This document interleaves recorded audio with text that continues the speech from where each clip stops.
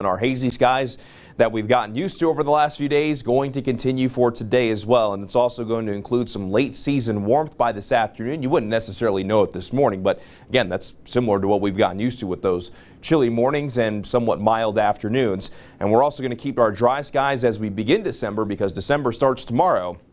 But maybe a little bit further down the road, there might actually be a system in sight. We'll talk more about that coming up in just a moment.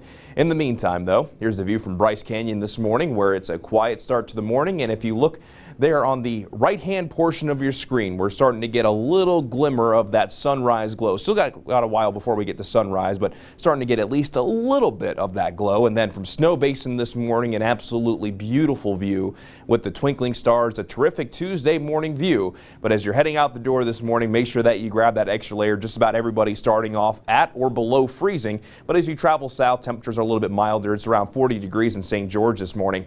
But it's a cold start with dry skies in Salt Lake City, but then we get warming temperatures with hazy conditions as we go into this afternoon, as daytime highs along the Wasatch Front are going to be in the upper 40s and low 50s, but along the Wasatch Front, Cache Valley, Box Elder, and Tooele counties, we're going to be looking at moderate air quality once again for today. So the air quality not going to be the greatest.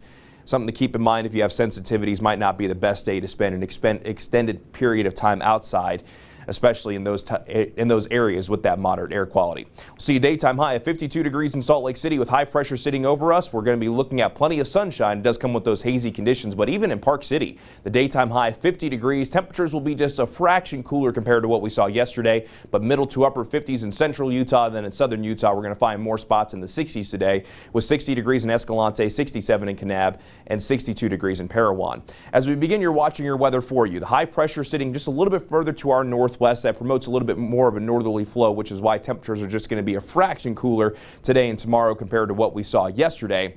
With this high pressure not going much of anywhere, and in fact will be strengthening by the end of the week, and that's going to mean even warmer temperatures for Thursday into Friday. But if we're looking a little bit further down the road, as we go from Sunday into Monday, that high pressure looks like it's going to start to move down to the southwest, and that's when we finally could start to see a little bit of a pattern flip.